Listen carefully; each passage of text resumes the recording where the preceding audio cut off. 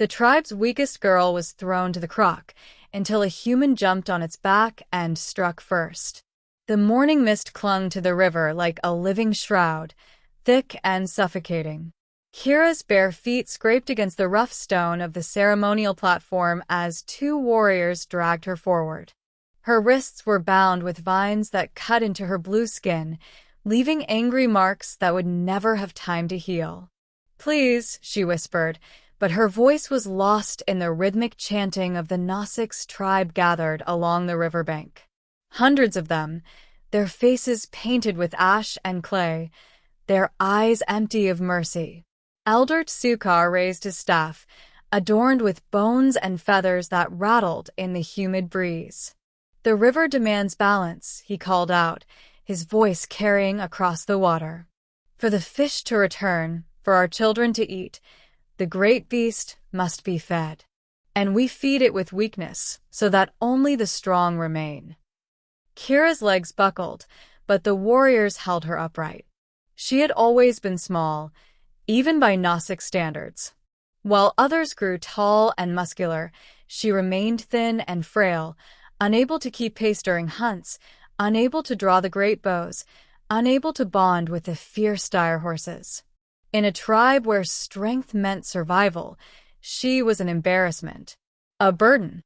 The water below churned suddenly, and Kira's heart stopped. She had seen the crocodile before. Everyone had. It was ancient, larger than any boat, its scales like armor plating, its jaws capable of snapping a full-grown warrior in half.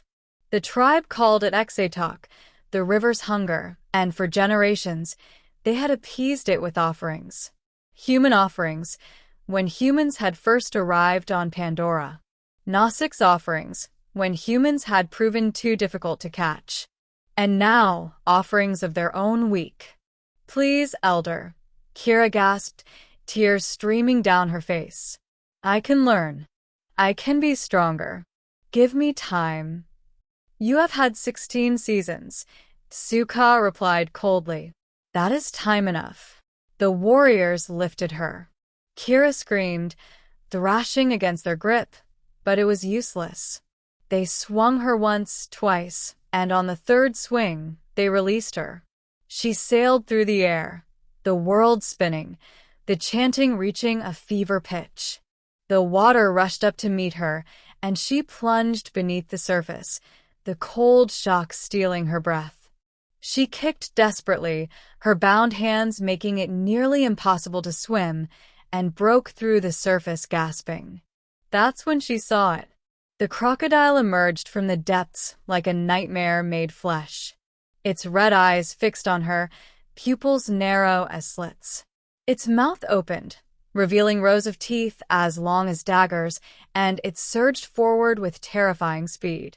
Kira couldn't even scream. She could only watch her death approach. Then something impossible happened. A figure dropped from the trees above, falling like a stone, and landed directly on the crocodile's back with a heavy thud. The creature thrashed, confused by the sudden weight. Its attack disrupted just feet from Kira. The figure was human, a man, covered in mud and leaves, his dark hair wild, his eyes blazing with something between fury and madness. In his hands, he gripped a crude spear made of sharpened metal. "Not today, you overgrown handbag," he roared, and drove the spear down with all his strength. The blade punched through the armored scales at the base of the crocodile's skull, sliding between vertebrae. The beast bellowed, a sound that shook the river and sent birds scattering from the trees. It rolled, trying to dislodge the human, but he held on with savage determination, twisting the spear deeper. The Xa'toks on the shore stood frozen in shock. This wasn't supposed to happen. The great Xa'tok was invincible. The ceremony was sacred. The human pulled the spear free in a spray of dark blood and struck again, this time at the creature's eye. The crocodile thrashed with renewed violence, its massive tail whipping around. It caught the human in the ribs, sending him flying into the shallow water near Kira. He hit hard, rolling through the mud, but was on his feet in seconds, spear raised. Blood ran from his nose, but he was grinning, actually grinning. "Come on then," he shouted at the wounded beast. "Let's finish this." Xa'tok was enraged now, ignoring Kira completely, all its ancient fury focused on the human who had dared to wound it. It charged through the water, jaws wide enough to swallow a man whole. The human didn't run. He waited, spear braced, and at the last possible second, he sidestepped and drove the blade up under the creature's jaw, pushing with legs that trembled from the effort. The spear punched through soft tissue and into the brain. The great crocodile convulsed once, twice, then went still.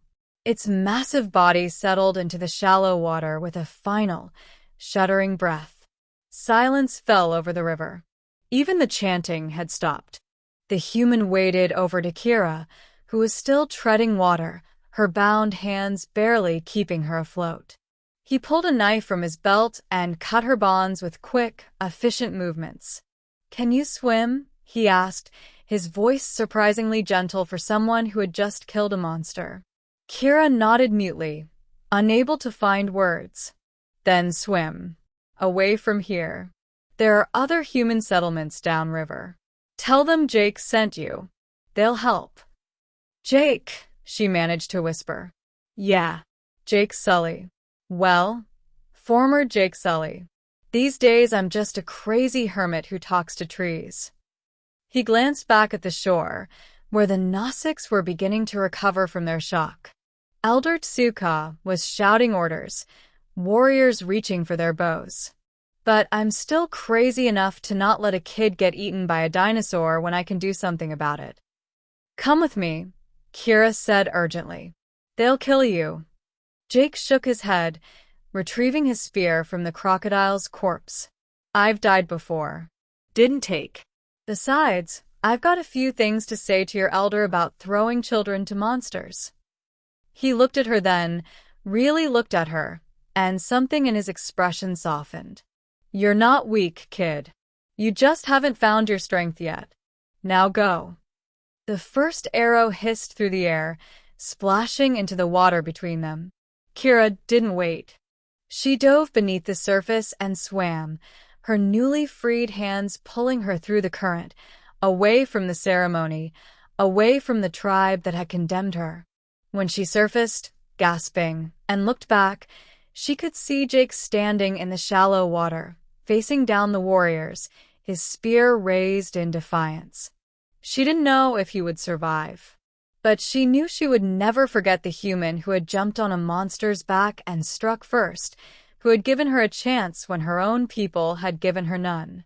As she swam toward the distant promise of safety, toward a future she had never imagined possible, Kira made herself a promise.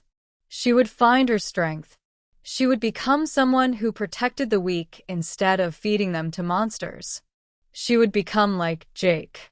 Behind her, the river ran red with the blood of an ancient beast, and the sound of fighting echoed across the water.